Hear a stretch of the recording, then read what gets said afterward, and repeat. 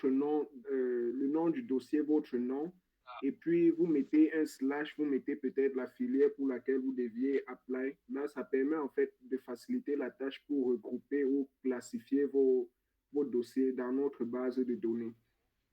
Ensuite, maintenant, l'autre format, d'ailleurs, vous pouvez utiliser les deux formats même. L'autre format, vous pouvez tout simplement scanner tous les documents sur un seul fichier et nous le partagez. Vous le mettez aussi dans un dossier auquel vous donnez votre nom suivi de la filière pour laquelle vous voulez appeler. Donc, vous pouvez faire les deux même et vous mettez les deux dans un dossier. Je ne Ok, sais pas ok, si vous merci beaucoup. comprenez ce que j'essaye de vous dire. Oui, oui, je comprends, merci beaucoup.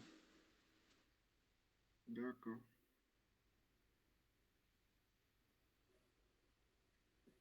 Est-ce qu'il y a autre question? Et, et aussi pour le GW202, là, c'est, c'est la Chine qui va envoyer, c'est l'université qui va envoyer, c'est ça, ou bien c'est un truc qu'on doit compiler ici?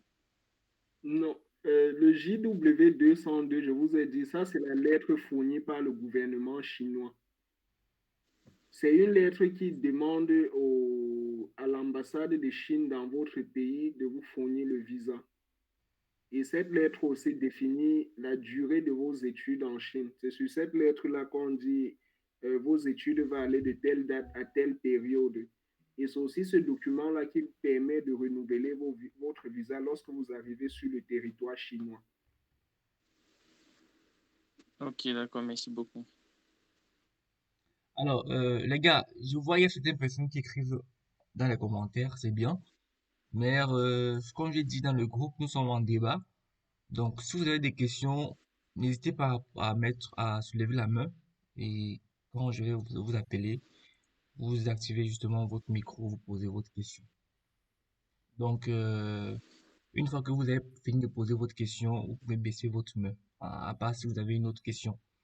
Donc, il y a Joël Brice qui a des questions, je t'écoute. Bien, on t'écoute. D'accord. Bonsoir de nouveau. Je voulais savoir, par rapport à la bourse, j'aimerais savoir si on peut, en fait, après l'admission, est-ce qu'on a besoin en fait, du plan financier déjà justificatif? Est-ce qu'on a besoin de donner ça par rapport à la bourse, sachant qu'on reçoit peut-être une bourse totale? Est-ce qu'on a besoin de montrer qu'on a encore la garantie financière? Je ne sais pas trop. Je n'ai pas bien suivi ta question. Je voulais par rapport au justificatif non déjà pour le compte bancaire, est-ce qu'on a encore besoin de prouver qu'on a assez d'argent dans la mesure où on a reçu peut-être une bourse de 100% par exemple? Ah, d'accord.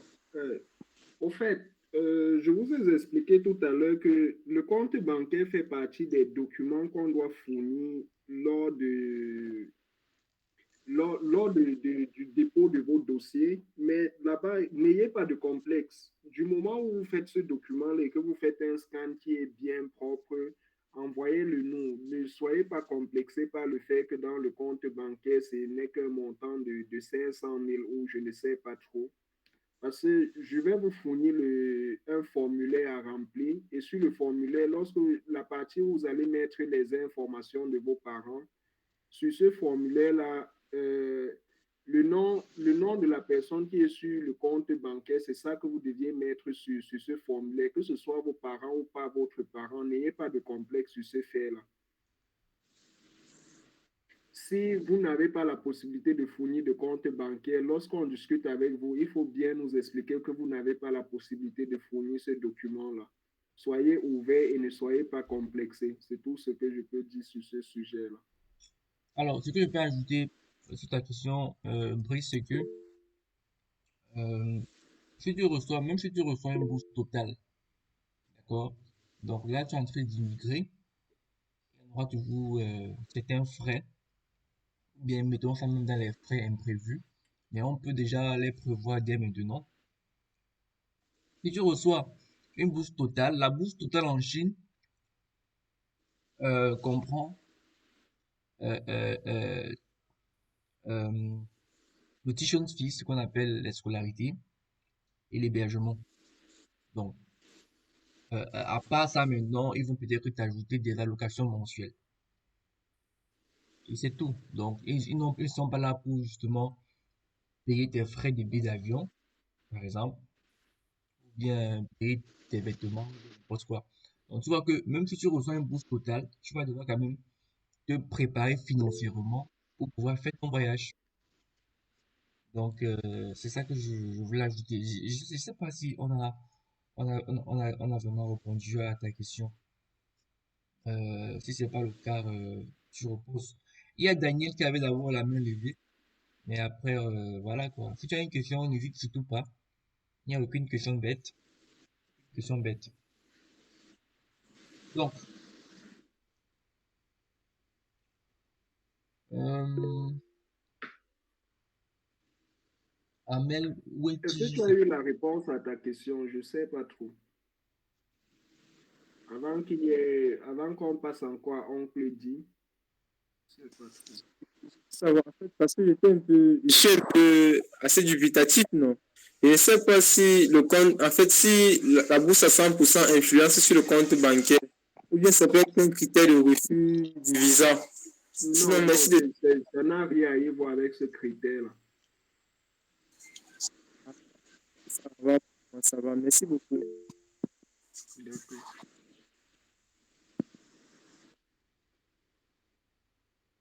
Oncle dit, dis-nous alors. Celui... Ok. Bon, je ne sais pas si on a déjà parlé de cette question. Les frais d'étude de dossier qu'on est censé payer avant l'admission, est-ce que c'est lors du moment qu'on envoie les dossiers que nous sommes censés envoyer ces frais aussi? Et si oui, c'est par quel moyen?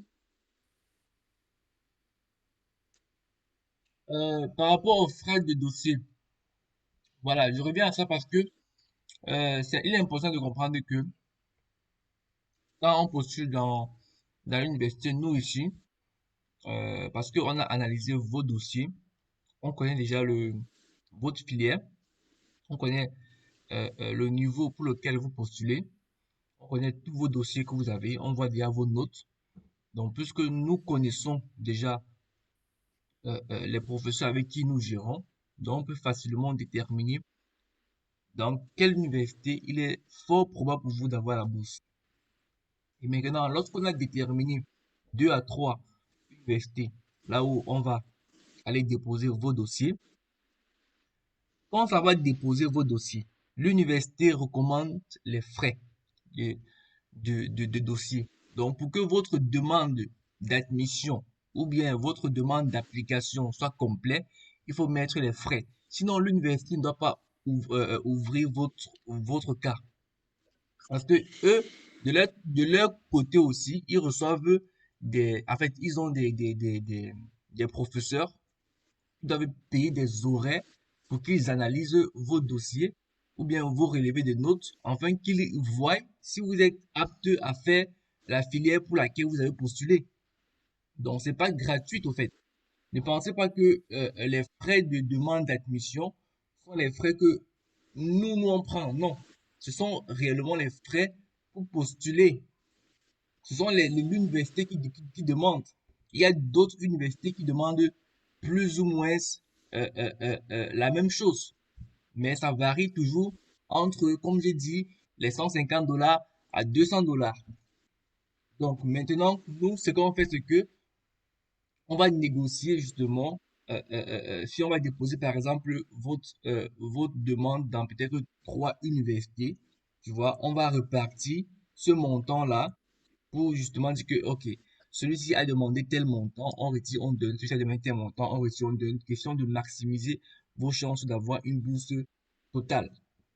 Donc, si par exemple 2 universités a analysé vos dossiers et vous a donné par exemple une bourse partielle et que l'autre université restante des 3 vous a donné une bourse totale, alors on partira plus sur la bourse totale que la bourse partielle. Donc, c'est en quelque sorte ça la stratégie derrière. Mais dans tous les cas, il va falloir payer pour les frais d'admission. Sinon, on va attendre 2 mois, 4 mois, 6 mois. Il n'y aura pas de résultat parce que justement, la demande n'a pas été complète. Il faut les frais de demande d'admission. Et justement, pour le moyen d'envoi, bon, il y a plusieurs types de moyens d'envoi. Premièrement, je pense ici à Western Union, qui est peut-être la voie la plus facile pour vous, qui est en Afrique. Western Union, les frais sont plutôt pas très chers et c'est plutôt cool. Donc, payez par Western Union, vous pouvez faire, si vous avez des soucis, vous pouvez aussi faire des paiements par Bitcoin, c'est possible.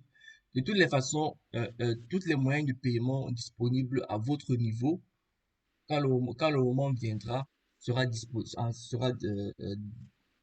Donc, si vous voulez payer même par Orange Money, par MTN Money, il y aura un numéro qui sera mis à votre niveau pour pouvoir faire le paiement. Et nous, ici, on va rapidement l'avoir par un moyen qu'on aura mis en place. Donc, je ne sais pas si ça répond à ta question. Sinon, tu poses une autre. Oui, oui, merci beaucoup. Ça répond à ma question. Justement, ça me fait soulever une autre question. S'il faut postuler dans beaucoup d'universités, est-ce que les frais de 150 à 200 dollars pourra couvrir cela ou bien est-ce qu'on va dire ça fois le nombre d'universités qu'il faut peut-être postuler? Donc, j'ai dit ici que pour postuler, il y a des frais que chaque université demande. Par exemple, il y a des universités qui demandent les frais de 100 dollars, d'autres qui demandent de 150 dollars, d'autres qui demandent de 200 dollars. Tu vois? Maintenant, puisque c'est nous qui postulons, nous qui avons des relations avec les professeurs dans ces universités-là, tu vois?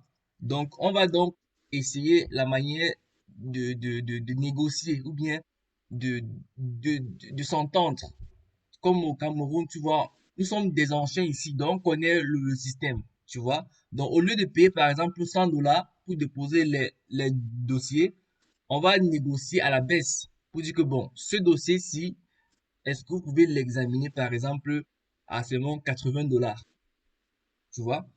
Donc là, ça revient à l'avantage parce que si on voit que vous devrez payer 200 dollars pour postuler dans chaque université, ça revient très élevé. Déjà, même que pour postuler dans une université, il faut savoir pourquoi est-ce que vous postulez là-bas. Nous, on va pas aller postuler dans une université en Chine n'importe comment. C'est en fonction de l'analyse qu'on a eue, du résultat d'analyse au fait qu'on a eu de votre dossier. Et s'il y a un document qui manque pour que, sachant que nous, on sait que si ce document est là, vous aurez potentiellement un bourse total. On va vous demander que faites comme ça pour l'avoir. Ou bien on va vous aider à le faire rapidement pour que, en postulant, vous aurez, vous obtenez la bourse. Je sais pas si tu comprends un peu. Donc, il y a Je les comprends, merci. universités qui prennent des frais d'application de 150 dollars, d'autres de 100 dollars, d'autres de 90 dollars. Tu vois, donc ça varie au fait, surtout aussi en fonction des provinces. Mais c'est toujours dans le tranche, dans l'intervalle là que je mentionnais de 150 dollars à 200 dollars. Parfois même, ça va même jusqu'à 300 dollars. Donc, réellement, ça dépend. Autre chose que tu demandais, tu posais la question de savoir si la période où il faut payer les 200 dollars et la période d'analyse des documents, si c'est la même période. Bon, je pense que c'est un peu dans la même période parce que entre le délai où tu as déposé tes dossiers et qu'on commence à les traiter, la période où tu payes les frais, l'écart n'est pas très grand. Parce que lorsque tu déposes ton dossier et qu'on commence à traiter, on analyse par exemple, est-ce qu'il a fourni tel document? Est-ce que tel document est bien? Est-ce que le document, s'il est comme il faut? Dans cette période-là, lorsqu'on a fini d'analyser et qu'on te dit que ton dossier il est bon, logiquement, il faudrait déjà que tu payes parce que quand tu payes, on dépose aussi au niveau de l'établissement et puis on te met en attente pour une certaine période. Et lorsque la période passe, tu reçois ton résultat. Voilà, c'est exactement ça. C'est exactement ce que je m'apprêtais même à dire. Donc, j'espère que c'est bien clair. Et voilà quoi. Est-ce qu'il y a autre question Par exemple, Oncle dit, ça m'aurait toujours levé. Tu as la parole. Bon, il y a certaines personnes qui viennent de nous rejoindre là. Certains sont arrivés un peu tard parce qu'on a déjà fait un exposé. Heureusement pour vous, on a fait un enregistrement de l'exposé qui sera disponible. Le lien sera disponible pour ceux qui voudront regarder ça après. Donc, vous pourriez vous rattraper. Actuellement, là, si une personne a une question ou une préoccupation par rapport à la procédure, il peut la poser.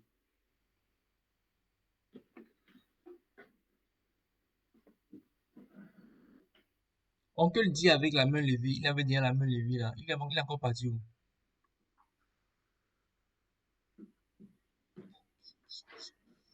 Bon, les amis, posez vos questions, posez vos questions. Ne soyez pas shy.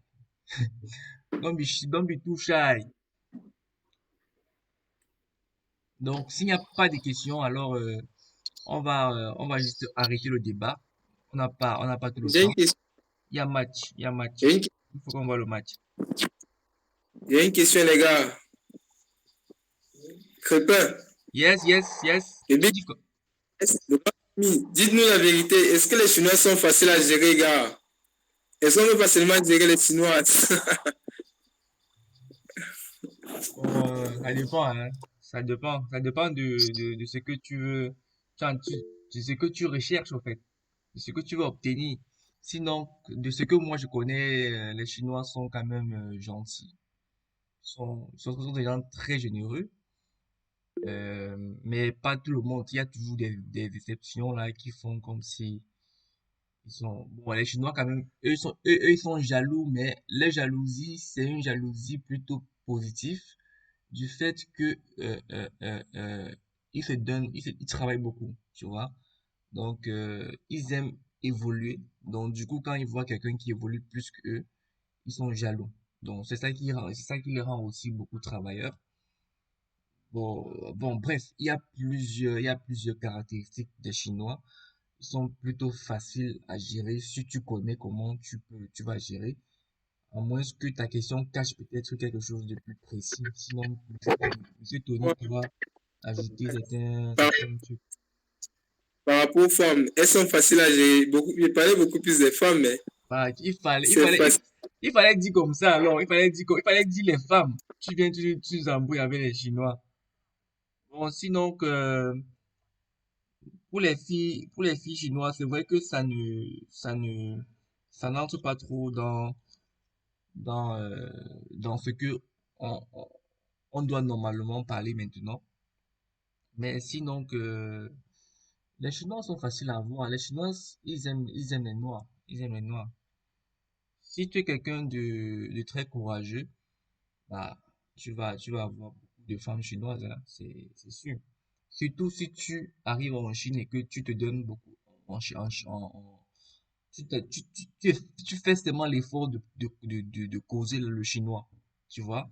Donc, juste le fait d'apprendre, de faire deux, trois, ou bien peut-être un mois de cours de chinois en classe, tu sors là, tu vois une chinoise, tu essayes de parler, man, je t'assure, ce type d'approche-là va te permettre d'avoir beaucoup de femmes chinoises.